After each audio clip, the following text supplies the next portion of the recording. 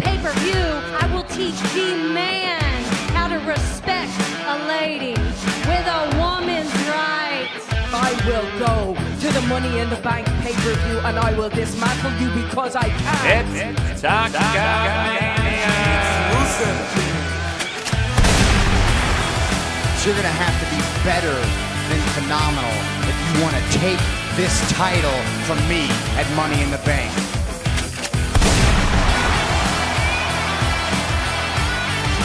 You will never be the phenomenal AJ Styles.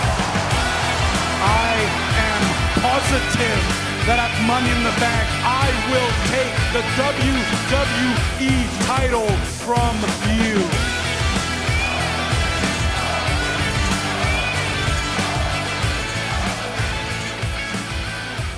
Hey, and welcome to another exciting episode of Talkamania. I'm your co-host Des, here with my tag team partner, tagging you in, my brother, J-Bomb. Say hey, J-Bomb. What's up, buddy? How you doing? Doing great as always, my friend. It's great to be here with you guys again. It's great to be here with J-Bomb, shooting the shit and talking some wrestling. I see you got a beer in hand tonight. I do. It's been a crazy work week, and we're sitting down, we're shooting the shit. I need this. It's my brain fuel to get me through this podcast. Man, I'm exhausted. I got what are we? We're Wednesday. You guys are listening to this on Thursday.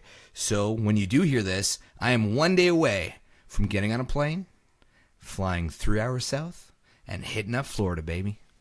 He's leaving the country. He's had enough of the igloos, the moose, the maple syrup, and bacon. Canadian bacon. Take the bump.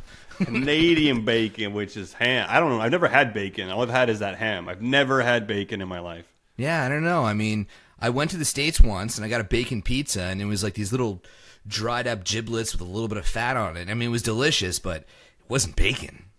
For all you losers out there, Canadian bacon is bacon. I've actually only had Canadian bacon, I think. Canadian bacon, the ham.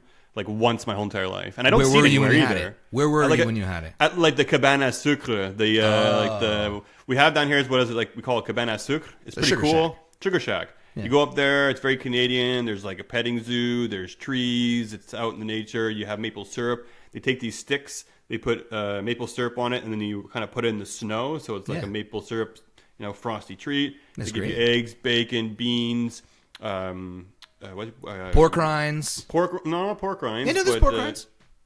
There's pork rinds and then beans, and then what else? And creton, and which is fat. Pea soup. Pea soup, which is good, and maple syrup and all that shit. It sounds very Canadian, but yeah, man, our bacon's bacon, man. We know where it's at. We know where it's at over here, guys. Don't worry about it. The only time I've had Canadian bacon twice, once in the USA, and the second time in the UK. It doesn't exist here, man. I'm telling you, it doesn't exist here.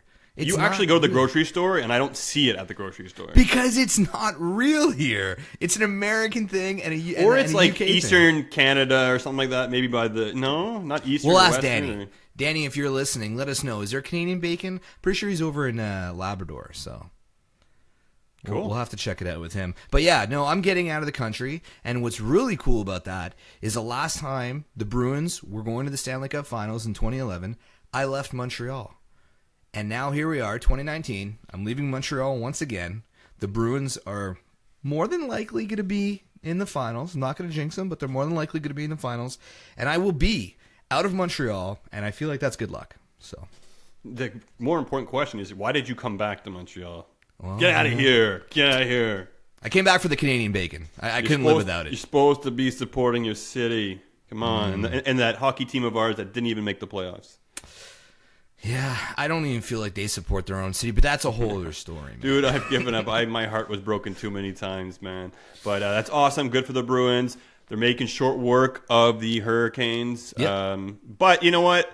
Those that want to say that they had a cakewalk, Toronto was a challenge. They played really hard. It was an amazing series. Columbus, too. They gave them a run for their money. Yes, they're having a bit of an easier time with Carolina. That's fair. But you know what? Give them their shit, man. Yeah. They're going to make it to the finals, and I wouldn't mind seeing a Bruins-Sharks final. I'd be down with that. Oh, no. I'm really hoping for St. Louis, man. The only reason why... Yeah, I know why. The only reason why... I see you smiling over there. Only reason why I think it's the Sharks is, A, because, man, they've never done it, and they keep choking all the time. I'd love to see them win finally. They've been to the finals. I'd love to see them win the big one, and I feel like they have a better chance against Boston than St. Louis would, so... But honestly, you know what?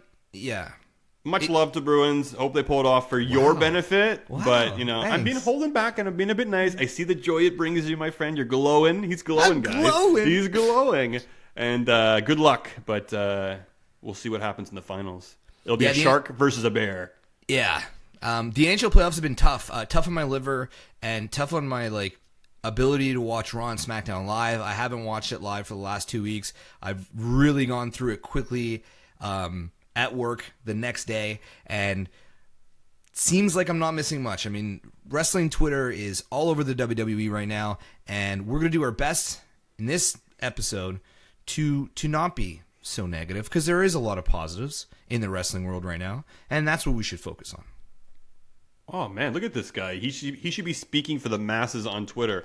All the negativity. We were talking before the show started, how hard it is to almost log on sometimes, and the more you build your wrestling community and the more people that you're kind of following, you see lots of people showing up on your timeline, and there's so many people spewing so much hatred and so much negativity and so much bitterness. It's like, I just don't know. I just feel like no one's ever going to be happy. There'll always be a reason to complain. And I'll agree, wrestling's not at its best right now, but there's a lot of cool things happening in the industry and a lot of cool things that you can kind of take out of the negatives as well, too. So, guys, try to be a bit more positive. See, that's my alter ego. That's not Salty Des. That's Sweet Des. That's Sweet Des. All right. Well, Sweet Des, tell our listeners where they can find us. All right, guys. If you're not already following us, make sure to follow us on Twitter @_Talkamania, and also check us out on Instagram. Just Talkamania. You don't need to put in that underscore. Talkamania. Yee. Check us out too. Podbean, iTunes, Spotify. Wherever you get your podtastic kicks, check us out. And if you want to listen to the show on Full Press Radio, we air the new episodes every Thursday morning at 11 o'clock Eastern. Follow our partners, Full Press Coverage, that's at FP Coverage, at Full Press Radio, and our buddy Evan, who takes care of all the wrestling needs over at Full Press. That's at FPC_wrestling. Check out our website. It's revamped. Everything is happening. Leave your predictions. We have a prediction thread going. www.talkamania.com. If you want to buy some merch. Actually, Evan over at Full Press picked up a t-shirt this week. So thanks, check buddy. him out. Yeah, ProWrestlingTees.com/Talkamania. We got a couple t-shirts up there. There's always a promotion going. If you can't find a promo code, reach out to us on Twitter. We'll get one for you. And if you want to watch us rip some Apex, because Des no longer twitches, twitch.tv/Talkamaniacs. You have the Twitch account hostage. It sucks you can't share it. Yeah, well, it's a pain in the ass because when I want to use it, you got to go on and log out. Yeah. So it's almost like we have to log out after usage. But you know what? I'm taking a little bit of break from gaming. That's more or less the case. Been busy with work, playing some Sekiro with my wife, but she's the one that's playing it. And you know what? I busted out and blew the dust off the old Final Fantasy VII. Oh my god. So we're digging back far, guys. And I was a big RPG fan, played all the Final Fantasies, but I stopped playing video games for a while after Super Nintendo. I didn't have the money, and I didn't get a PlayStation till way down the line. And when I finally bought it, I bought the PS1, which was the smaller one. I was with you. Yeah, I remember that. I remember you were with me. It was at Future Shop downtown on St. Catherine Street. Yeah, I remember that. Yeah. And so that, which is now Best Buy, for those of you who don't know Future Shop. It's Canadian. Like bacon. Yeah. So I bought that, and the game I bought with it was Final Fantasy VIII. So I hadn't played any video games since Super Nintendo, bought the PS1, bought Final Fantasy VIII, brought it home, and blew my mind. Then I went to play 9, 10, 10-2, and 13, and so on and so forth. Oh, they were great. The series was good. After 13, I didn't really like it very much. But for me, I didn't play 7, right? And I understand. Everyone loves it. It's the favorite of all the series, right?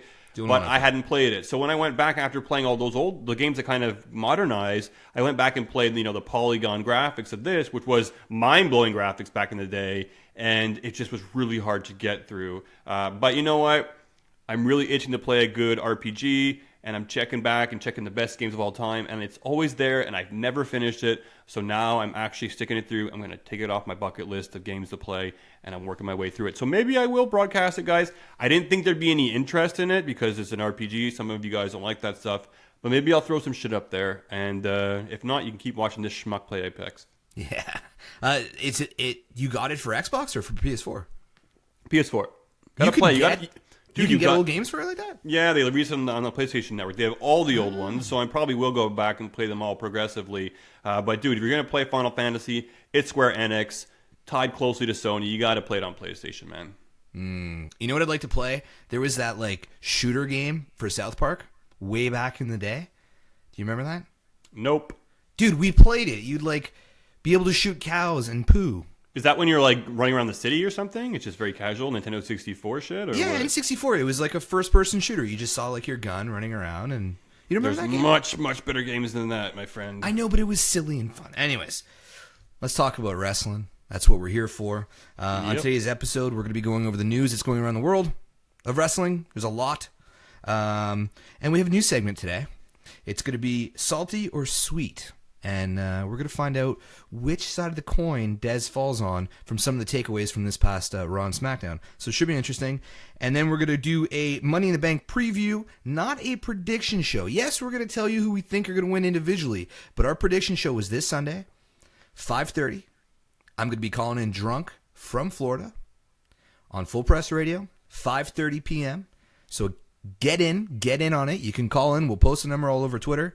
The boys over at Boot to the Face are going to be calling us up because it's a rubber match. So winner take all. We'll probably keep doing it with them, but whoever gets it this week is going to be up 2-1. Yeah. All right, let's get into it. AEW. Everybody's talking about it. Biggest news on Twitter today. And as soon as it broke, all the complaints came in. So we're going to ignore all the complaints. I saw people complaining about pay-per-view prices. I don't like Bleacher Report. Blah, blah, blah. But they announced they will be airing on TNT this fall. It's big freaking news. Dez, are you excited? Totally excited. Great for the industry. Great for AEW. Great for everyone. I can't imagine there's too much negativity around this topic outside of I hate TNT because I hate TNT. Great news. Love it. I'm looking forward to it. Somewhere for me to watch an alternative. It's like having a different meal, a different recipe. I can't complain. Fantastic. It's like being married, but you got something on the side. And you're not going to get in trouble for it. No, you're not going to get in trouble. You can tune in late at night. You can sneak over on the weekends for a quickie and check it out. So, it's pretty good, guys. Pretty excited about that. I'm going to be tuning in. As a podcast, we've been doing a lot of WWE-centric stuff. We've been branching out to different promotions lately, and this is going to be great for our podcast as well, too. You'll be hearing more AEW on the reg, and we're damn excited, man. Double or Nothing is only a couple weeks away. Yeah, and it was announced today Double or Nothing is going to be airing on Warner Media's Bleacher Report. That's exciting. It's also going to be available on pay-per-view. $49.99, I think it was, US. The cool thing about it for us is that it's going to cost us $0, so... We'll keep it at that. Yeah, whatever. In other AEW news, Earl Hebner is all in. So he's going to be part of AEW going forward. How old is Earl Hebner now, man? I feel like he was like 50 when we were kids. I think he was always old. And it's funny, I go back and I watch these old matches from like, now that we have all these channels, I'm watching like old WrestleManias. So fun. Old SummerSlams. And they're still amazing, by the way. But I see like Mike Chioda in there. And I can't believe how long that guy's been around for. And he's a kid. Still reffing. He's still reffing. And it's just crazy to see people like him. And then also Earl Hebner, like you're saying, he's 69 years old. And he will be a referee for AEW. I imagine it'll be saved for, pay-per-views and special events and stuff. Yeah. But really awesome to show respect to him as well, too, I think. Earl Hebner played a huge role. He probably is the most famous WWE... Oh, yeah. Not WWE. Famous referee in the wrestling industry, maybe of all time. I mean, maybe I'm being ignorant, in terms of other promotions, but come on, everybody knows who this guy is. He was involved in many big matchups from such a long time, has a twin brother, which makes him even more special. I was going to say, there's two of them, so maybe this is the other one, and he's a bit younger? Could that be? Maybe. How do twins work? I don't know how twins work. They can fill in for each other if they're not feeling so hot. It's like, just go out there. I'll give you my pay or half my pay, and they won't know that I'm not there. It could be twin magic, right? I think that's what it's called. Twin magic. Hey man, the Bellas survived off that for so many years. Why couldn't the Hebners? New Japan Pro Wrestling Dominion, June 9th. Sold out in 3 days, so that's impressive. The big matches: Jericho versus Okada and Naito versus Ibushi. Those are pretty nice things to draw in. Like, I'm excited for it, and I'm not really huge on New Japan, so I'm really excited about this. This is going to be amazing. This is the day after my birthday. My birthday is June 8th. It's a big weekend. Not only is NXT TakeOver on my birthday, we have New Japan Pro Wrestling, which is going to be happening the day after. So I'm really excited for this. I think Jericho working in New Japan and working in AEW is amazing. It's great. I love the fact that he's all over the place. And again, Naito and Ibushi, love Kota. So it's going to be a great matchup, a great event. Lots of cool stuff happening for wrestling, man. And, we talk about Raw and Smackdown. Not a lot's going on, and that is a fact. But there's just so much going on this week in wrestling and just in general that I don't know. I got the goosies. Yeah, it's definitely there's a vibe going around. AEW news is coming out every day now, which is really exciting. And you could feel that there is a change coming to WWE. I feel like they're kind of experiencing some sort of a growing pain right now. But we'll get to that because I got a couple questions for you concerning wild card stuff. Austin Aries has joined up with MLW. I saw that announced. Guy's like a promotion whore, right? He goes everywhere that there is possible. I like Austin Aries. He does good work, mind you. He's opinionated. He really stronged his beliefs, which I can respect, but it's funny to see him turn up in MLW. But great for him. It's great for MLW, and he can go on and have some good matches with some of the young talent there. So pretty excited. Hopefully our buddy Brian Pillman Jr. might lock up with him as well, too. But, keep your eye open. Austin Aries is always up to something. And I think they have an event coming up as well, too. So I would not be surprised for him to make his debut there. So keep an eye out. Sweet. Jack Swagger. I don't know if you checked it out. I didn't. I saw the highlights. He picked up his second MMA win in Bellator. Apparently, he held on to the choke a little bit long, and people are a little bit ticked off about it. But hey, 2 for 2, and he made them submit off the same move, which is pretty sweet.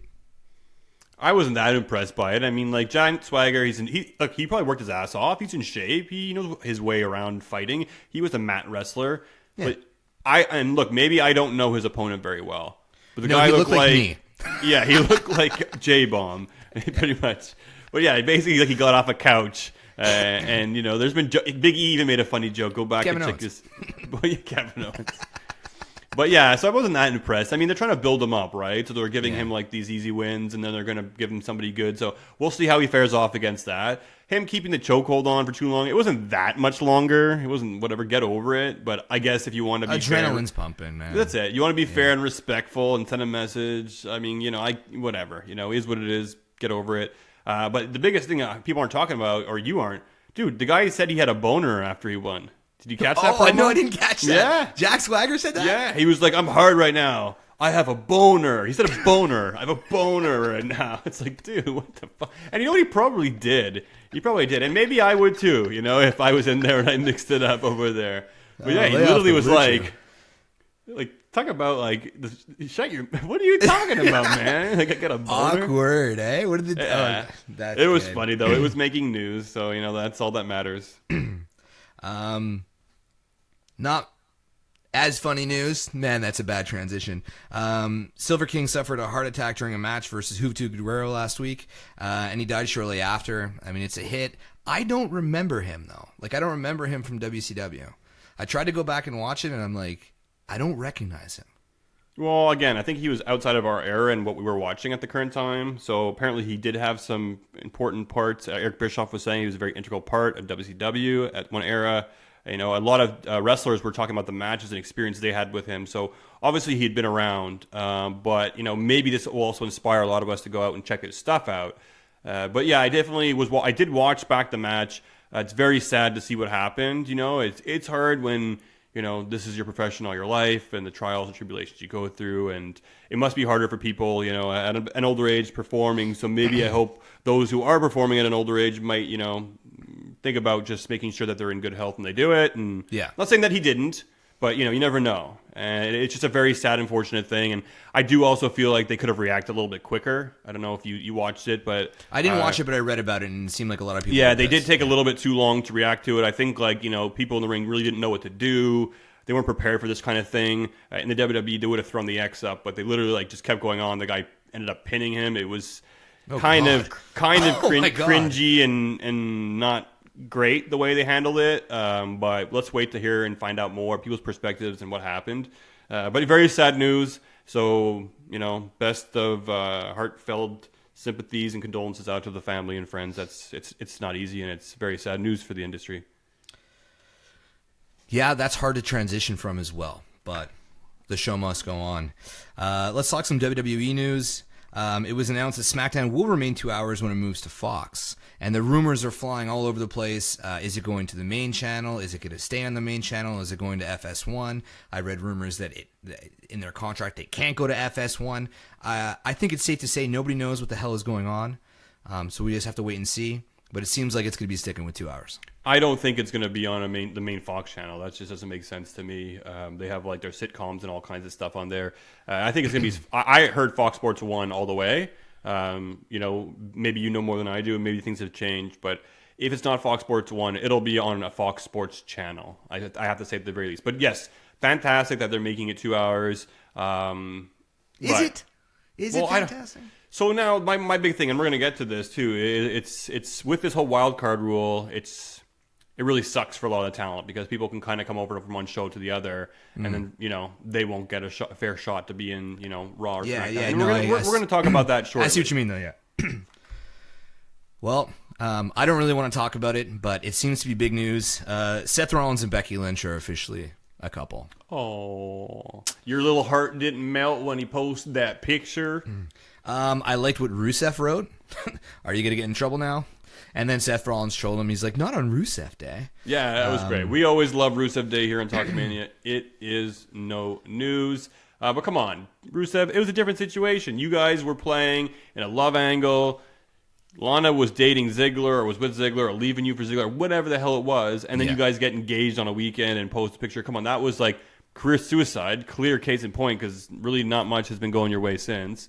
Yeah. And you know what? He keeps stirring the pot on social media, and I don't think it's going to be doing his career any help. I mean, it looks like they're holding him back. He wasn't on Smackdown again this week. So maybe he's just waiting to write out his contract and see what else is going on. But I mean, I love when he trolls on Twitter, so I'm not going to explain too much. It's it's Rusev Day every day when he does that. Damn right. It's official. Saudi Arabia, Undertaker versus Goldberg.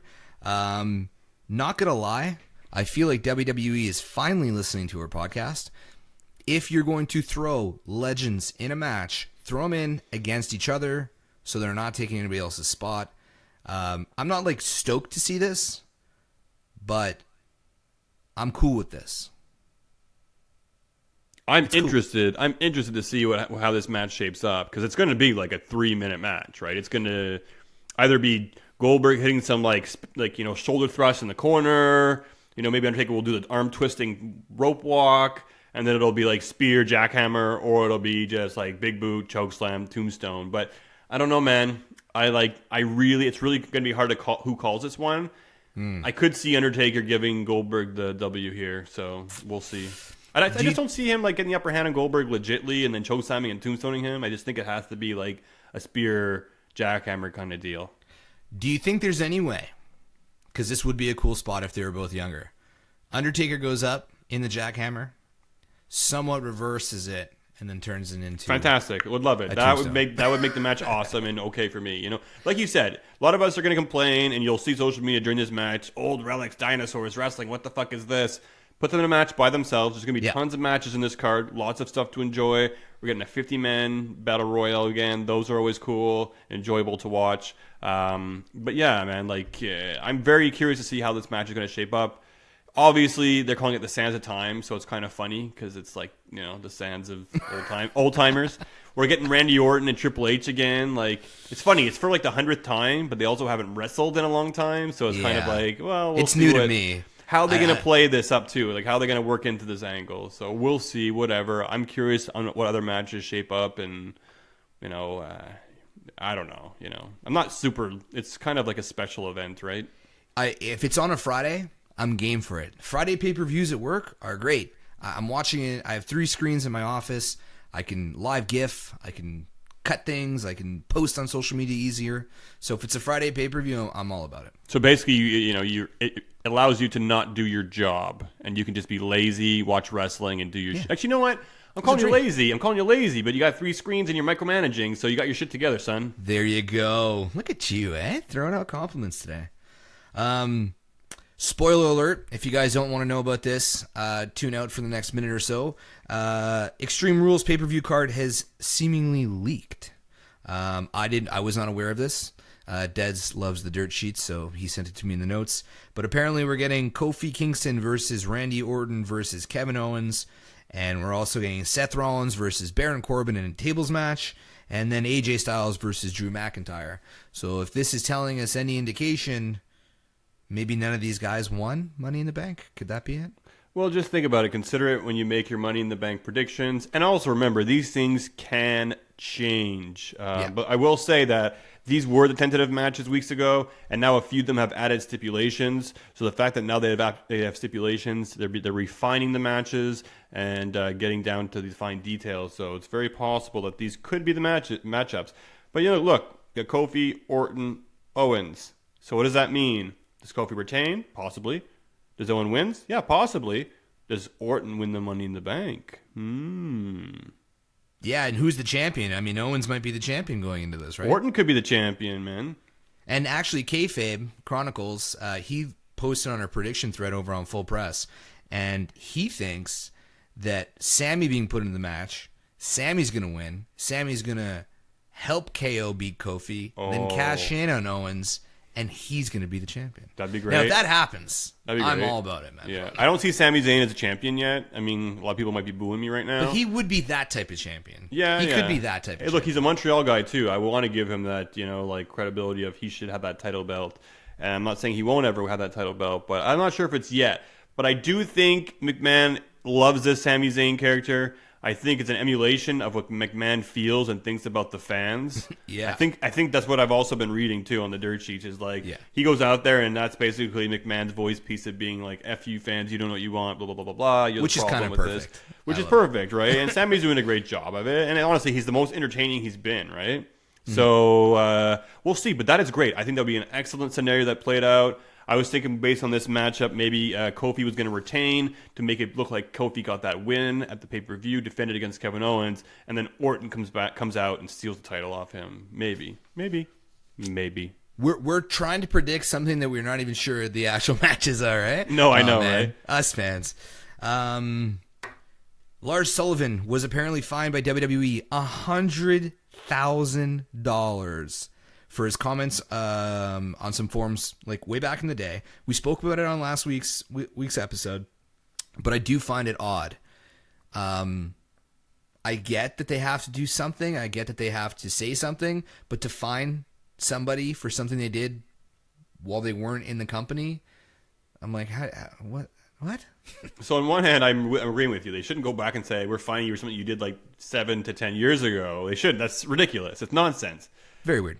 But I feel like they should do something. Like yes. Maybe like put him through, sensitive training. Maybe suspend him, No, or you can't suspend him. I know. But what do you we talked to him. We gave him all this is a cop out, right? It's like, look, fire him.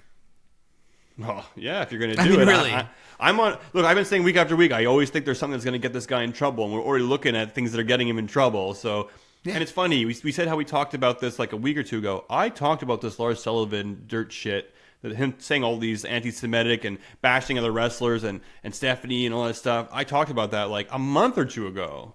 And then it became a story like a week or so ago. It just...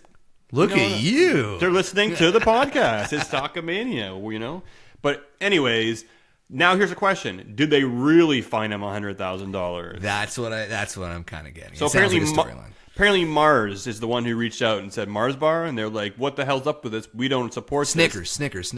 I read Mars, so maybe both of them. I know Mars was definitely what I read, and in 2 different sources. So it might have been multiple people. I'm pretty sure went forward and said, "Hey, what the hell's going on?" I do know Snickers have those ridiculous commercials with Lana and Rusev, though. Yeah, they're great, actually.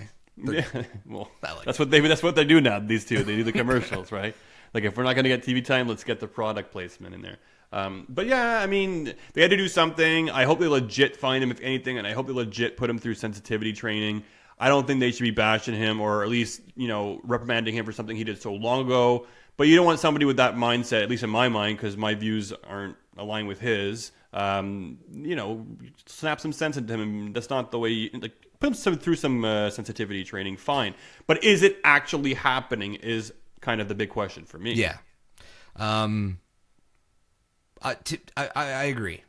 I don't think they should fine him. I think they should either not use him, fire him, just don't fine him. Fining him doesn't make sense to me, but that's just where I'm at. Well, people are saying $100,000 is quite a lot, and it's actually the third. Well, it's tied for second highest fine in WWE history. So we have number one. Well, we'll work our way up. So number three, we have Lars Sullivan right here with all his anti-Semitic or bashing wrestlers, all the stuff you say, go back and check it out, whatever. It's trash, but it's from years ago, right? And then number two, we have Batista. He got fined $100,000 as well. He was in a match against Jericho. It was a cage match where Jericho was going to win, and he hit him in the head with a pipe. And Batista really wanted to sell this match and make it look good. And the match was great. You can go back and take a look at it. I think it was on Raw. And he basically hit Batista in the head with the pipe, and Batista bladed himself. And he had asked beforehand if he could blade himself, and they said, no, don't not go out there and blade yourself. What's wrong with him? Well, that's the thing. Apparently, you have to ask. If he wouldn't have asked, he still would have had the same issue. Never ask, because then you're going against them. Just do it and beg for forgiveness. Maybe, yeah. So he got fined $100,000 as well, too. But, maybe it was worth it. The match, it was good, in fact. But the number one, I believe it was $250,000, was Stone Cold Steve Austin. Holy shit. When he dropped his ball and walked home when he didn't want to do the job to Brock Lesnar on Monday Night Raw. Oh, well. It's a rattlesnake. He could do what he wants. Well, that's it. It's funny when people pass the torch, right? Like Stone Cold just never passed the torch. He's like, fuck this. I'm out of here. Stone Cold's the man. That guy's amazing. So it was actually supposed to be I think it was a $650,000 fine, and then Stone Cold talked his way down to $250,000. Imagine that. It's you walked out, you cost us so much money. Man, Austin walking out the way he did, was a pretty sour note. But, he made sure that they knew how he felt. As far as it goes for Talkamania with Lars Sullivan, we got 2 words for you. Suck it! Politely and non-discriminatory. Not that there's anything wrong with it. You mentioned earlier NXT TakeOver June 8th. It's announced Shayna Baszler versus Io Shirai for the Women's NXT Championship. It's happening, man. This is the day. This is it. It's going to happen on my birthday, man. Oh, yeah. And we're getting Cole versus Gargano again. Oh, I love it. So this is awesome because not only is this going to be a great card, we don't even know what the rest of it looks like. These are already 2 phenomenal matchups, and it's on my birthday. But we see the tensions boil with Undisputed Era. We've been seeing it a lot lately. I think Roderick Strong ripped off his armband this week and threw it at Cole. So either this is going to go one of 2 ways, clearly. Either because we're also at the tag team match, right? There's vacant tag team titles because of the Viking Warriors, the War Raiders, whatever you want to call them. Yeah, whatever. So we have a 4-way for the tag team titles. And I remember Undisputed Era said this year, we're going to have all the titles. And they said that. So now in my mind, I'm thinking look, maybe they're going to give, Cole the win. And they'll give Undisputed Era, the tag team, the win. And they're both going to have the titles. Then they'll fulfill their destiny and their promise of having the titles. It lets Gargano go up to the main roster. Or we're literally going to see the destruction of the Undisputed Era at NXT TakeOver. So it's going to fall one of 2 ways, and it'll depend on it'll really kind of come down to how happy my birthday really is in the end, I guess. I don't know how I feel about the destruction of the Undisputed Era happening in NXT. Man, too soon. Is it? Okay, it is so good that maybe it needs to die in NXT. And not die in the main roster like a sad fish. Was the Shield anything in NXT? Did that exist? Were they the Shield back then? No, they came to the main roster as the Shield. Okay, so that was cool. Undisputed Era could come to main roster and be so good, but based on WWE Creative's track record, it probably would suck. So maybe it's better that it dies there.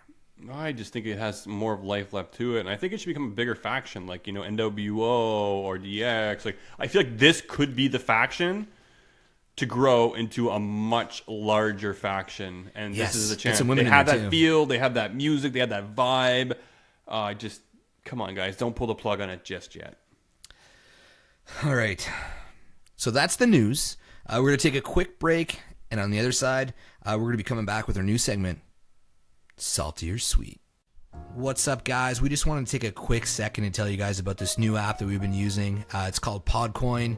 It is a podcast player. It's great. If you're not familiar with it yet, I highly suggest you checking it out. It's a free app. It's available on iPhone, on Android, and you could actually use it. You could turn your listens into money that you could put towards, Starbucks gift cards, Amazon gift cards, or if you want to donate the cash to charity, you can do that as well. Subscribe to us on there. I mean, we're available there. All of our other podcast friends are available there as well. And actually, if you're new to the app and use the code Talkamania, you'll get an extra 300 pod coins just for signing up if you use our code. So highly suggest checking it out today. Again, that's Podcoin, available on iPhone and on Android. Now let's go back to the show.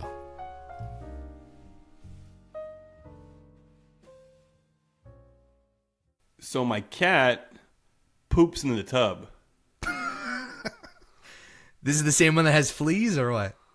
He poops in my tub. No, neither of them have fleas. I treated both of them. So what I think happened with the fleas was I put the drops on them, and the fleas were like, "Shit, I'm out of here!" And then it, jumped off the cat and tried to find its way into our home or whatever. But anyways, we're good with the fleas. That shit's behind us. But now I got a cat that's pooping in my tub. You know what? If there's a place in my house other than a litter box, well, I don't have cats. Sorry, I'm not a cat person. I'm not a pet person. I like other people's pets. But if I did have a cat and it was going to poop outside of its litter box, the best place other than the toilet is probably the bathtub, man. That's not that bad. Yeah, I'm just wondering. It's funny though, because you go in the shower, or you go to the shower, you're like, "Oh, I smell something," or you'll be open the shower curtain, you'll see this log sitting there, a little cat log, and then sometimes you won't even notice it, and you'll turn the shower on first, and then the water goes on it, and makes it all. It's a muddy cake. Come on. Imagine taking a bath and you're like, "Was that me?" Something floats up to the top. Yeah, but no, I read it's not that uncommon, but it's funny though. My cats go in the box; they're very well behaved. I've never had a problem with them going anywhere. But for some reason, if we ever leave that bathroom open, my cat will poop in the tub. So, do you guys have cats? Do they poop in the tub? Let us know. Why do cats poop in the tub? I want to know. And that was Dez's cat thoughts. All right, bud. Let's do this. Salty or sweet? Sweet. Sami Zayn has been added to the Money in the Bank ladder match. Dez, salty or sweet? Sweet. Totally sweet. Totally down with this. Look, Braun Strowman being in the match again. We have all these people who are potentially going to go in and win for the second time.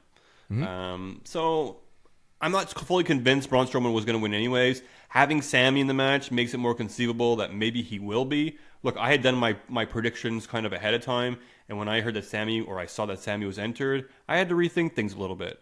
So I'm pretty excited. I think they're really high on his gimmick right now, and there's lots of rumors floating around with Braun Strowman. They weren't happy how he botched a lot of the segments in the WrestleMania match. Luke Harper was holding Ali up. He didn't come for the spot. And then in the end, Ali ended up falling awkwardly and hit his head on the announce table, had to get stitches. It was a mess. But, the whole angle itself was cool. I like how they had to use Drew McIntyre and Baron Corbin to kind of get the job done. They did the pack mentality to take him down. Good. And look, Braun Strowman apparently is also dealing with some injuries too. So we don't know what's going on behind the scenes, but I'm okay. I'm down, and I like Sami Zayn lately. He's been one of the more interesting guys on the show. So it's a big sweet for me. Right on. Nikki Cross appeared on Raw this week, and she seemed to have dropped her insane gimmick. Then she came out to her match and was seemingly insane once again. Salty or sweet, Des? Sweet. Definitely cool. Look, man, they're using Nikki Cross now. So be happy about it. You guys are sitting there, you're angry. They're changing her character. She was great how she was, and I agree. I think it's great. I love her theme music, the screaming music. She acts all crazy. Play with Nikki. Play with Nikki. Let's see where this goes. She's been actually really, I guess, innovative and smart on her end. She's been using social media and filming videos to kind of plant this seed, and I'm sure WWE had some involvement, but at least, she's been putting in a lot of the work. So I like to see where it's going. We didn't know what was going to happen, and the fact that they're using her, well, that is already a step in the right direction. Having her with Bliss was the top dog on Raw or in the WWE for quite some time. So pairing her together, not a bad thing. We don't know where this is going to go. I'm definitely interested. Having her play a bipolar kind of character, well, you're going to have people complaining that we're making fun of bipolarism all of a sudden. We're not making fun. We're not making fun. No, but they're gonna get all negative on the WWE and claim that's the case. Let's say split personality. Split personality. I'm on board. I like it. I like Nikki Cross. I think the women's match on Raw, where she got put into this week, was a great match. She got a win out of it, guys. What's not to like about this? Come on, man. Get over yourselves. Becky, Charlotte, Lacey, your favorite segments ever. Contract signing. Becky ended up going through a table. Salty or sweet, Des?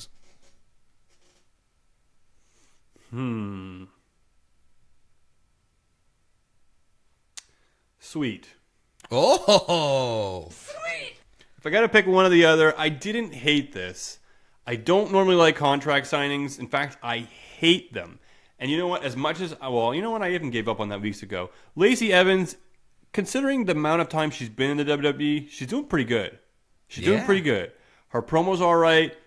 We haven't seen her wrestle too much, so that's kind of where I'm more interested in. But I know she can hold her own. I know she's a good wrestler.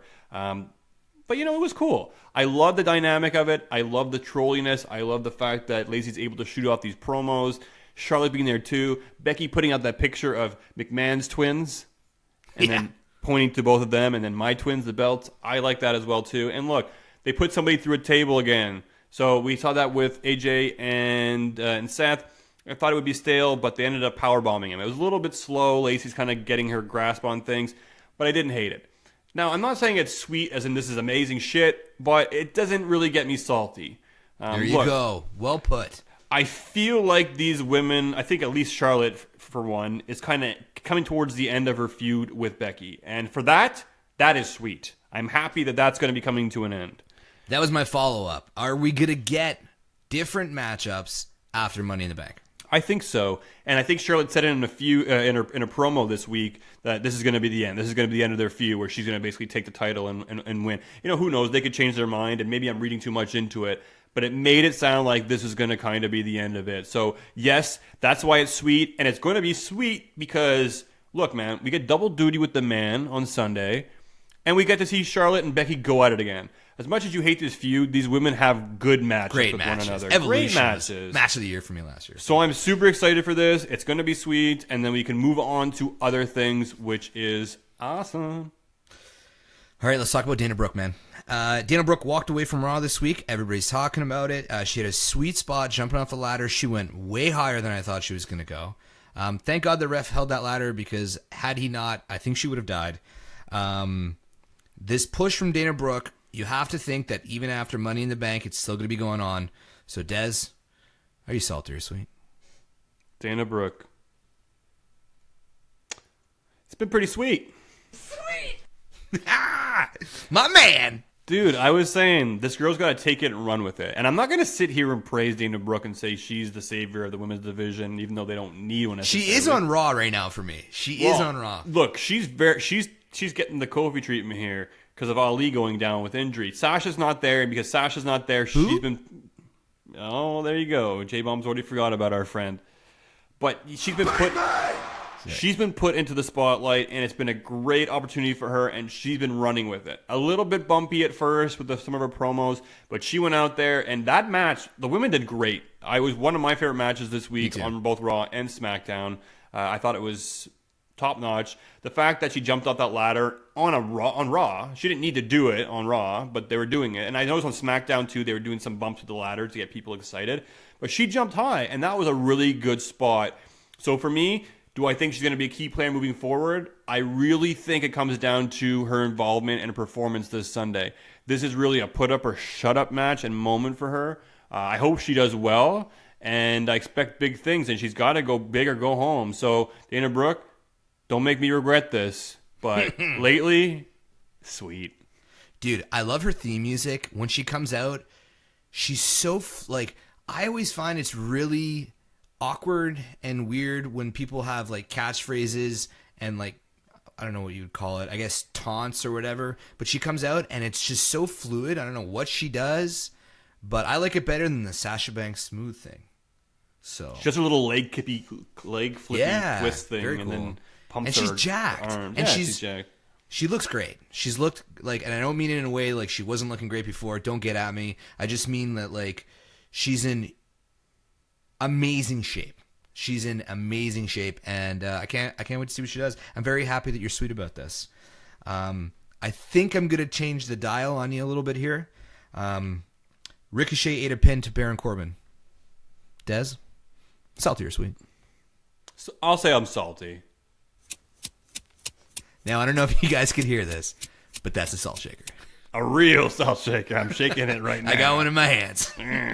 I'm not that bent out of shape over it, but I don't think we should be having Ricochet lose, I guess, matches. He's been so hot, and I feel like with Alexander Black as well, too, as soon as the two of them separated, it's like, I don't know, man, they both kind of lost momentum. I think Aleister Black's going to be okay. I think Ricochet's going to be okay, too. Yeah, I think they are. And ultimately, like I said before in past weeks, he's a smaller guy, so like AJ Styles or Seth Rollins, they can eat a pin and they'll be fine. They're not always going to win every week. They never will. They're guys that are going to win the big ones.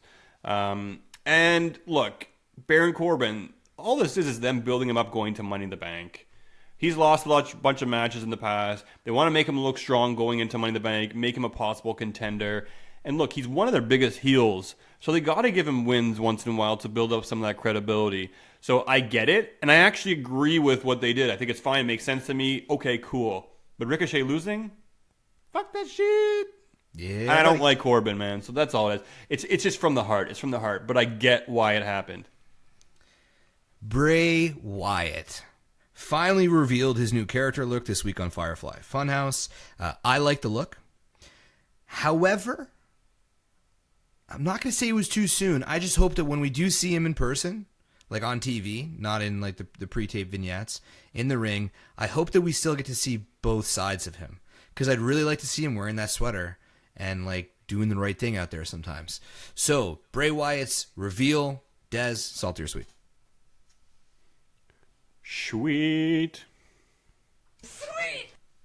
I liked it, man. I was telling you about a week ago that I was kind of wondering where these were going.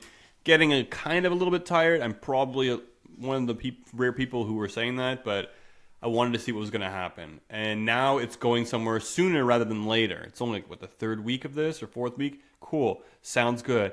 Now we get to see where this is leading us. Rambling Rabbit is back somehow. I mean, that's cool. He's like Kenny. He gets reincarnated. I'm down.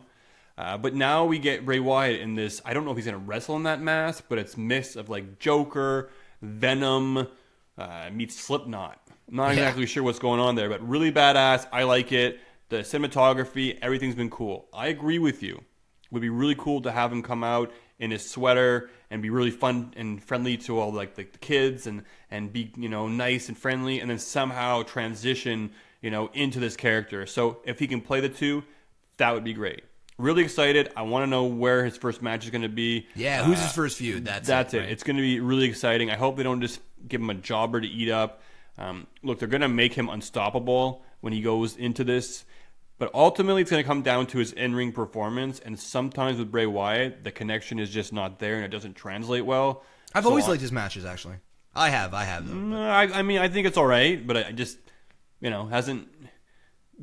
Pretty good, above average. But, you got to be a little bit higher than that these days. And that's also, basically what, I've kind of read through is, they rip a lot of high hopes for this character. They're going to be investing a lot in him. And they're going to make him unstoppable, but they're really hoping that Bray's able to translate that into the ring and make that connection. But ultimately, really cool. We've been waiting for a repackage of Bray Wyatt, and everyone's been asking where the hell he is. This could be good. Let's see what happens. Totally sweet. Right on. This week on Smackdown, Paige revealed Kairi Sane and Asuka's new tag team name, the Kabuki Warriors. Dez, we know how touchy and passionate and somewhat butthurt you can be with Asuka. So my question to you is Salty or sweet? It's salty. Really? Really? Yeah, it is. And it's not because of the naming that everyone's upset about. I don't even care about that. I just feel like they're just not doing this tag team justice and putting the pieces together properly. So the naming itself, look, my wife is from Japan, born, raised there. So first thing I wanted to do is I wanted to ask her, I said, what do you think about this? They called them the Kabuki Warriors. She told me it's incredibly tacky. So it is tacky. I don't think it's racist. I think it's just a dumb name. But here's the thing. Paige said today on social media that the girls they came up with the name themselves and wanted to call themselves the Kabuki Girls.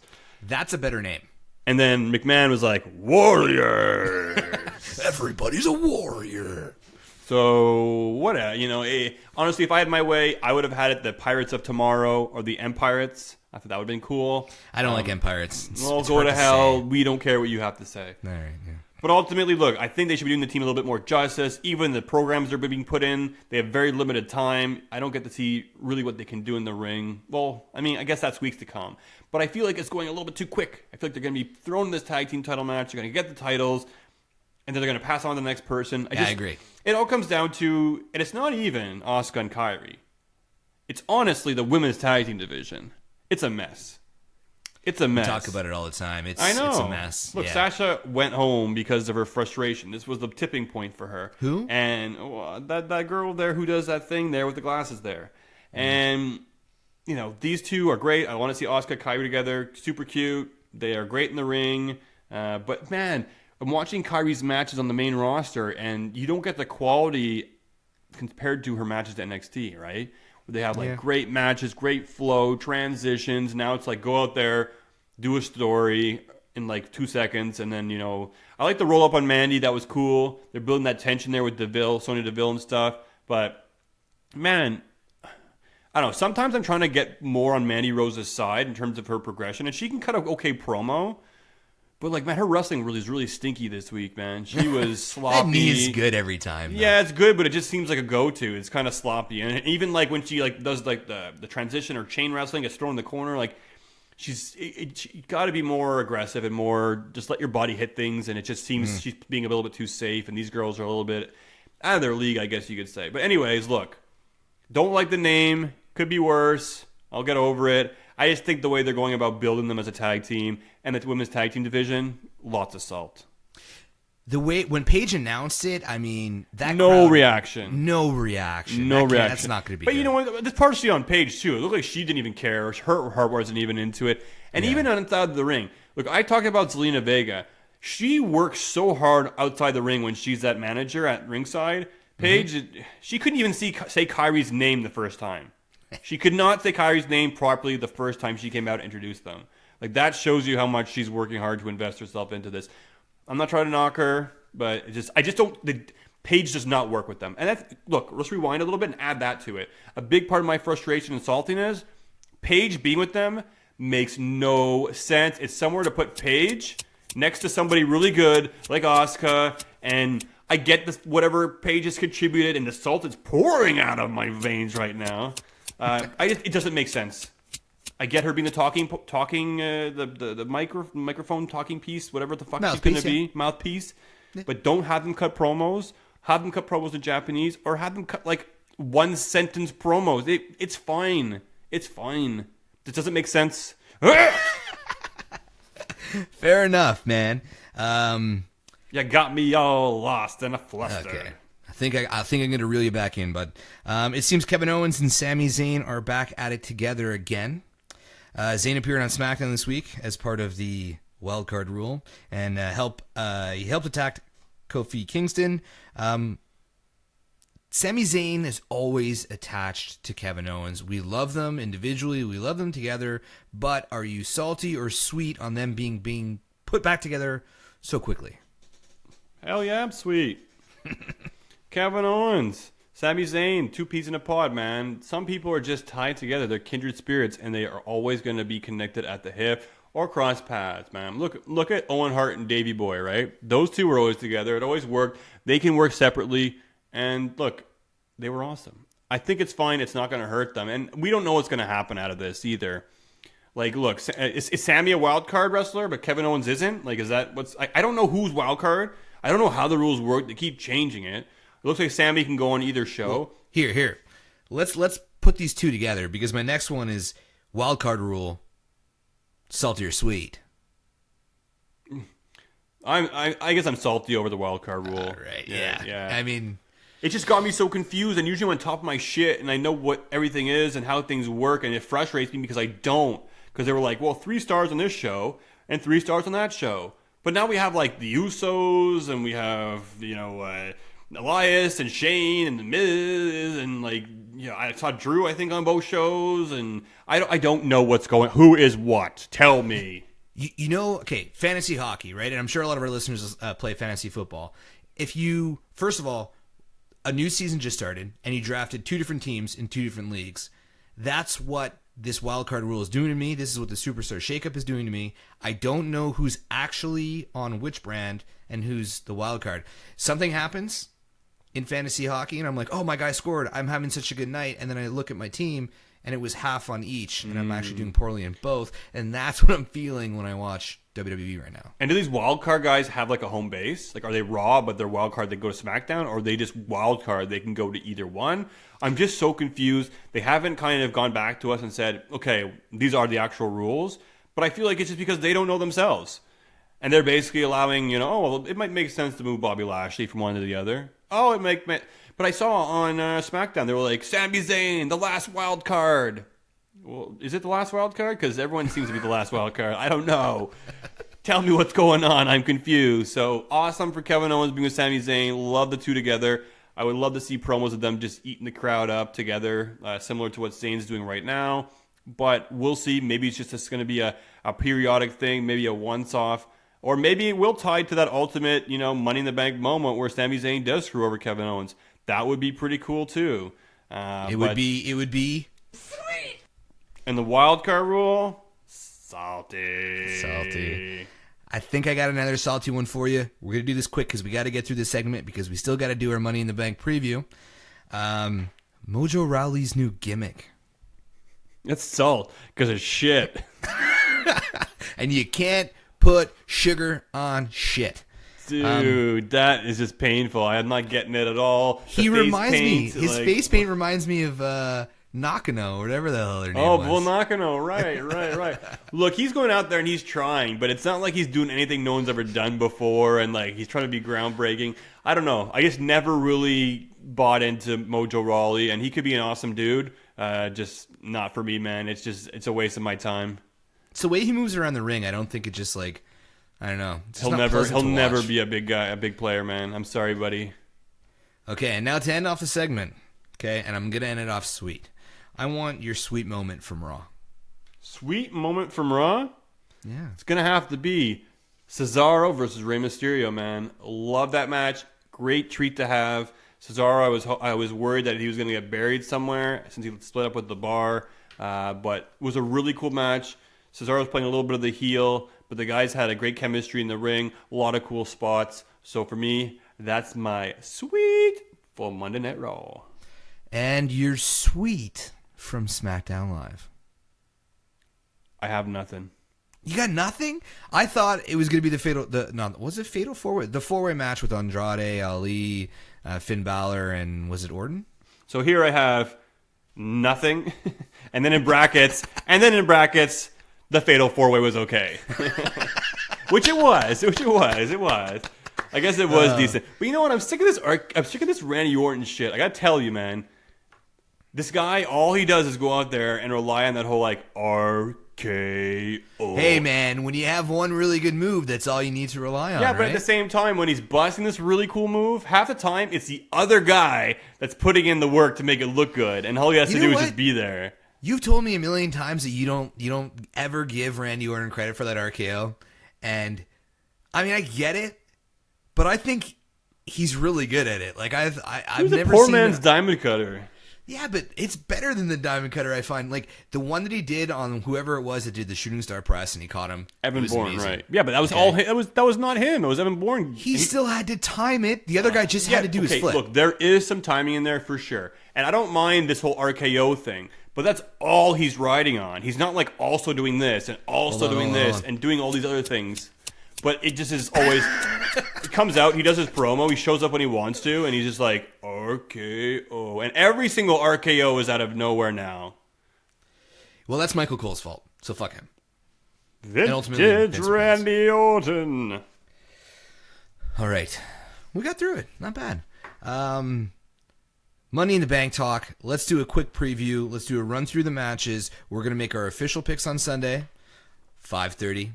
Pre-show, Full Press Radio. Check it out. Go to talkamania.com. Fill out your predictions in the thread. Be part of the party. All right. I'm keeping it in the order you sent it to me. So if you want to change it, jump on me. But let's go Usos versus Daniel Bryan and Rowan for the SmackDown Tag Team Championship.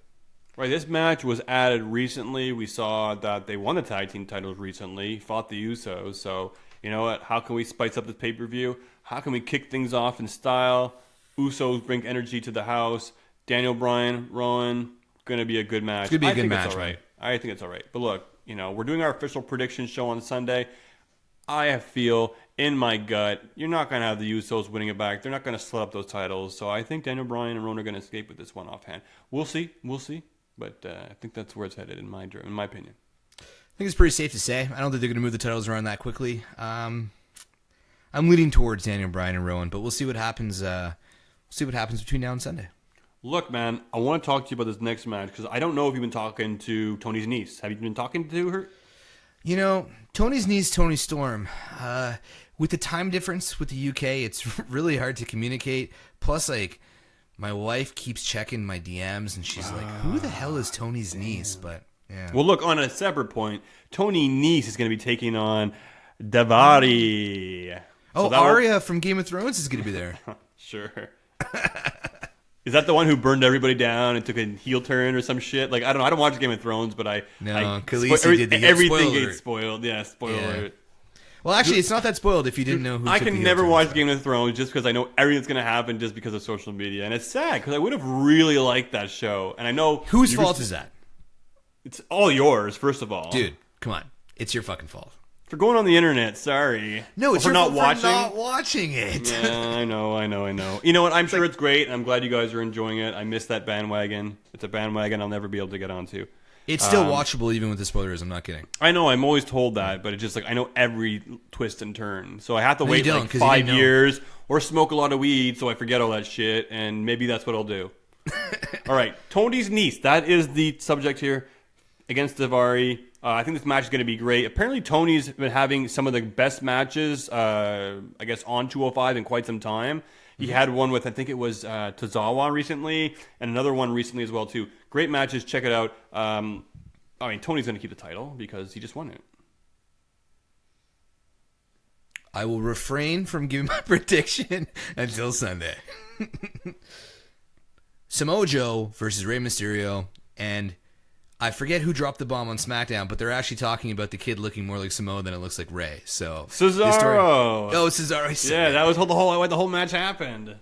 So yeah, this is getting to where I guess we all wanted it to go slightly. But yeah, Samoa Joe's gonna win this match, right? Well, I thought it was great. You're mentioning Cesaro. I thought it was funny how Cesaro made the comment. They start feuding backstage, and Ray picks up a suitcase and throws it at Cesaro. Yeah. And Cesaro just catches it and puts it down or puts it to the side. It's like, what? You're like, what? Ray's so small. When he jumped off the bench into Cesaro's arms. Yeah. It was silly. But yeah, it's cool to see where this is going. We're seeing Dominic get involved. I think they're going to basically start putting him more involved in storylines. So I do expect Samoa Joe to win this. He'll probably put on the coquina clutch and lock it for a long time. And then Dominic comes in to try to break it up or something like that. Oh no, he's going to put it on Dominic. And then maybe you put on Dominic right after. Yeah, for sure. So something's happening. And man, that's how old is Dominic? That could be pretty. I don't know how old he is. I'm assuming he's got to be 18 if he's doing all this shit. We're gonna put the choke on you and put you to sleep, boy. What are you, 14? Awesome. Perfect. The Miz versus Shane McMahon, and what people are thinking that it's going to be a bloodbath. It's a steel cage match. People are saying bloodbath? People are saying bloodbath? Yeah. I think there's going to be blood in this match too. I really do. This match needs that type of a payoff. There won't be blood in this match. I think it'll be a good match. Forget who's going to win this one. Is this the end of the story? Is this the payoff? Is this the culmination? Well, you're saying forget who wins. I think it comes down to who wins. If Miz wins this match, yes, it's the end of the feud. But if the Miz loses, then no, the Miz still has to get his big win. And the thing about the cage matches is there's that whole question mark of like, look, they could be on top of the cage. They can climb up. Miz could be leaving. Shane grabs his foot. Miz pulls him up, punches him. He falls off the side of the cage through the table. The Miz kicks his ass again and still walks away the loser. Yeah, no, true. We'll have to wait and see what happens this Sunday at Money in the Bank. Yeah. Roman Reigns.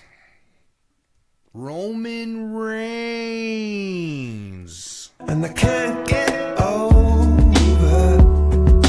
I feel like he's somewhat over anyways, but Roman Reigns versus Elias. I mean, it's nice to see Elias no longer doing the Elias segment every week on Raw or on SmackDown. That's true. I hadn't noticed that, but yes, it has been nice. It's been very, very nice. Hello, I am Elias. Yeah. He needs to win this. He needs to win this match for two reasons. One, he never wins anything. And two, Roman has to lose because he never loses. Well, Roman losing is going to be like a special occasion. He's got that John Cena superpower where if you're going to make him lose, it's going to have to count. I don't think he's going to win this. I think Roman Reigns is easily going to win this match. I think the feud will continue. They'll go on to do another match. I think at Extreme Rules, there's actually rumored to be like Shane and Elias versus Roman.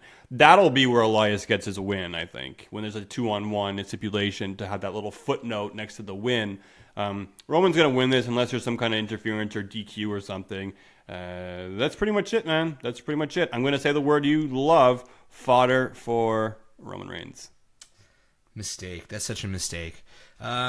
Kofi Kingston versus Kevin Owens. This is going to be a tough one to call. I think we have to kind of wait until... Well, there's no more, right? The go-home shows are over. No, but with these whole Money in the Bank matches, there's so many question marks and variables. Like, anybody could cash in, and be the champion at the end of the night. So if we're going to be looking at a one-on-one match, well, what happens? Because we gave Kofi some title defenses the past few weeks on Raw and SmackDown, which never happens. You do not see title matches on these shows very often at all. They're even saying of what a record it is.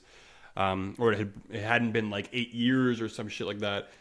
So maybe they're giving him those wins to kind of prepare us for the inevitable loss. Or they're going to give him a win against Kevin Owens at the pay-per-view. Because Kevin Owens could be somebody he beats and it's like, okay, he got another win and it won't hurt Kevin Owens that much. So I have to feel like this match will play into the Money in the Bank match. I think Kofi could retain or Kevin Owens will win, do the whole Sami Zayn thing, which I love. Yeah. But yeah, I think the men's Money in the Bank match will play into this match. That's my initial belief. We're idiots. Why did we challenge Boot to the Face to a Money in the Bank prediction? I mean, it's like a freaking coin toss. Yeah, Marty's pretty smart too, so I'm a little bit concerned. No offense, Rucker, you're a smart guy, but logic, we share similar logic, and I think I used too much logic, but he also is smart enough to use. He knows the WWE and what they're going to do, right? So I think that's why you and me have to kind of combine forces a little bit more, and I have to give a little bit more free reins to you and make judgments based on what the fuck we think's going to happen because I'm always thinking the WWE are thinking too much about things or are really putting this amazing storyline together, and they're just not. So they're just not. They're just not. It's going to be fun. It's going to be fun.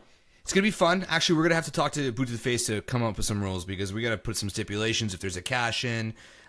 Because, anyways, long story. It'll be a conversation between us and them. Becky Lynch versus Lacey Evans. Well, what do you think, my friend? I think Becky's walking out Becky 2 belts, man. I think that t-shirt's selling well. I don't think it's time, but at the same time, it would be easier to run stories separately, and it would be less confusing because all the women are everywhere. I don't know what's going on, but I'm going to say for both the Becky and Lynch matches, I'm probably going to lean towards Becky come Sunday. Word. I got her beating Lacey for sure. I don't think it's, she's definitely not ready. You can't ever come in here and win that title. If they do, that's a big matzo ball hanging out there, and they honestly have to hope that it pays off, because putting that much stock in her so early in her debut, so I don't think so. Have you ever had matzo ball soup? No, I have not. Me neither. Oh, damn. Apparently, Dunn's Famous does a matzo ball soup. Okay. We should go check that out. Cool. Dunn's Famous is a 24 really hours. popular restaurant in Montreal, guys. If you're ever in the city, I'm going to check it out, and I'm going to have some matzo ball soup.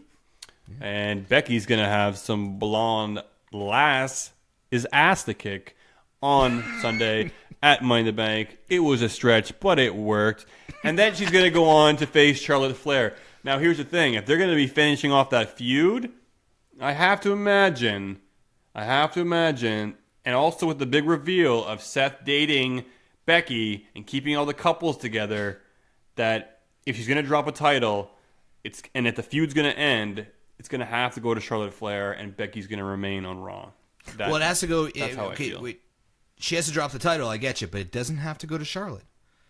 So there could be a cash in that match. That's true, but I don't think there'll be two cash-ins, and I think the men's is going to have the cash-in. Okay.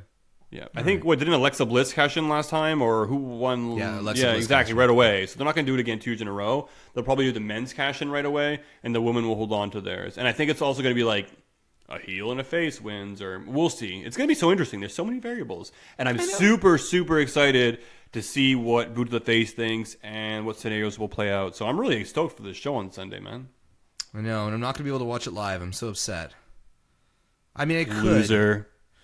But I'll be a dick to the people that are there, and it's Game of Thrones series finale. So I mean, God, that's a tough call. All right, let's move along. Seth Rollins versus AJ Styles. Your boy Seth Rollins. Well, they're both my boy. So Seth Rollins is going to pick up the win here. He's not going to drop the title right away. I think it's going to be a great match. I don't know how it's going to end one way or the other, but Seth Rollins probably won't drop his title this soon. I'm excited for this.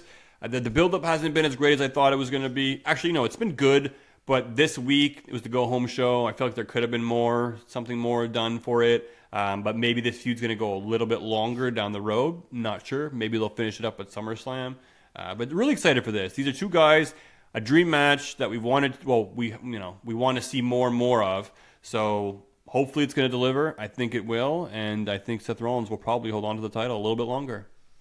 Right on. I want to see more heel AJ, though. That's great. Great stuff. Heel AJ or heel Seth. One of them have to turn heel because they're both great. I love them both as being heel, but I think right now it's leaning more towards Mr. Phenomenal. All right. Men's Money in the Bank match. We got Zayn, Ricochet, McIntyre, Corbin, Ali, Balor, Andrade, and Orton. Good luck. Yeah, I know. That's it. The match is it can go so many different directions. Like, they just added Sami Zayn, so he definitely could be a wild card in there, but it also might be too obvious because they added him in last minute.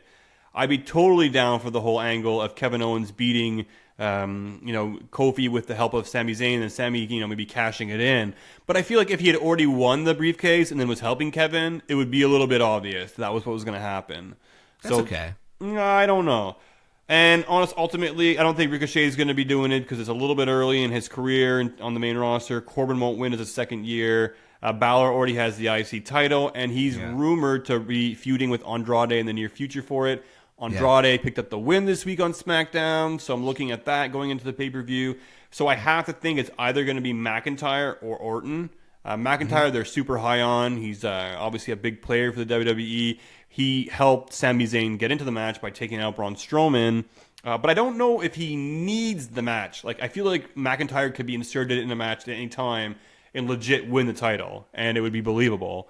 He would look foolish with that briefcase. And he might look foolish walking around with that briefcase. I think that is a big part of it as well, too. It sounds like a small little point, but it actually is quite important. But at the same time, I don't know, man. Looking at Extreme Rules, and if Orton's involved in that triple threat match, I have to believe it might be Orton. You know what? As much as it would be cool if Zayn cashed in, if he did win, cash in, and do what we talked about earlier, it would be really awesome to see Zayn walk around with that briefcase. I could see him putting it in a school bag and wearing it on his back, and he would still help Kofi win that night, and then still be friends with Kevin for a really long time. He'd help Kofi win or Kevin? Sorry, no, yeah, he'd help Kevin win. He'd be Kevin Slacky, and then be like, Kevin, you're protected. Nobody could cash in on you because I have the briefcase. And then he might even defend the briefcase a couple times and keep retaining it. That's cool, man. I'm on board for all this. Wow, yes. We're connecting. But our final pick will be announced Sunday, 5:30 p.m., Full Press Radio, Money in the Bank pre-show. Let's end it off with the women, Des. We got Natalia, Dana Brooke, Naomi, Alexa Bliss, Bayley, Mandy Rose, Ember Moon, and Carmella. Well, there's a short list on this one, right? I mean, like we saw this week, Carmella and Bayley on SmackDown, they just did some like cell phone promos. Maybe they're trying to give us a twist. Ember Moon too. So I don't know. Maybe they just don't have enough time for these women. Maybe they want to throw us a swerve. Naomi's definitely a favorite in there. People love her. They want her to kind of get on top again. Natalia too, fan favorite. Alexa Bliss, is she going to win again? I don't think so. So ultimately for me, the short list has to be Bayley, Mandy Rose, or Ember Moon. Those are my 3 short lists. So it comes down to who do I think is going to win. Well, if Orton ends up winning or maybe a heel ends up winning, maybe it'll be a face like Ember Moon. But also I feel like the WWE sees something in Mandy Rose. I feel like they like her. There's obviously some attributes. Jay's making some hand gestures. I'm not doing anything of the such. But look, they're really putting time and investment into her. Her promos are getting better. Her wrestling's not quite there yet. But at the same time, there's definitely potential there. But I do feel like they're talking about the whole tag team angle and her being with Sonya and then the Kabuki Warriors coming into things. So, she mentioned that they would be taking the tag team, division by storm. So if that's the case, it looks like she's got plans to move into the tag team division and do more tag team wrestling. So maybe it won't be Mandy Rose. I don't think she's there yet either wrestling-wise. It would be a mistake. So my pick, honestly, I would love to see Ember win it. And I know other than that, people might boo me because they don't like Bayley very much. But look, I'm looking at the picks. I don't know. Let's do something with Bayley. And also sticks it to Sasha Banks. So there you go. It's a tough one to call. Dana Brooke being the wild card in there, I could see her maybe getting it, giving her the story of. I could see her being, cause she's a face. She'll just challenge somebody to a match at a pay-per-view. She'll get her, 15 minutes. She won't win. I could see that being a storyline. I'd like to see Bayley win, even though I give her a hard time a lot. I think it would be interesting. I think maybe it'll get her over. But I'm with you. If I could pick somebody out of here who I really want to see have a good run, it would be Ember Moon. Awesome. A million times over. And look, man, I'm not down. I'm totally if Dana Brooke wins, cool. She puts on a great showing, good match, and doesn't just go in that match to take the Eclipse off the top of the ladder. I'm down to see what she does. Ultimately, I feel like though, if she did win, it would be McMahon or the WWE being like, well, we have to, not make the statistic be 100% to make it unpredictable, and then Dana would be one who cashed it in and lost. Unfortunately, that's how I feel it would go for her, which would be even sadder.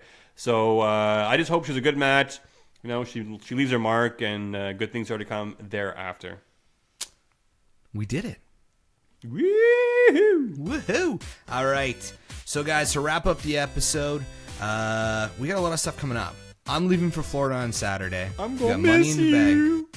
We got Money in the Bank on Sunday. We have a prediction show, 5:30 p.m. on Full Press Radio. We'll tweet it out from now till then. In the meantime, head over to Talkamania.com. Leave your predictions. We already got some up there from Kayfabe Chronicles, Ryan. God, I'm going to slaughter your last name. Advert Errata, Rafael Esparza from MyBookie has thrown up his odds. That's what he does, so check it out. That check it out, guys. You. Boot to the Face is going to be calling in. They're going to be giving us their official picks on Sunday as well. We're going to tweet out the phone number. If you guys want to call in, if you guys want to add anything to our prediction show, feel free to do it. And next week's episode, Des, what are we going to do? It's a big mystery. We might have a special edition. Jay might call in. You know what? We might take the week off. We're going to do whatever we feel like it, but we're going to let you know. So keep an eye on our social media, and you'll know what's going on. And as always, you know where to find us. www.talkamania.com, ProWrestlingTees.com/Talkamania. I'm going to go play some Apex, bro. That's what I'm going to do. So on behalf of Talkamania, J-Bomb's out. Dez, have a happy Rusev Day. Peace.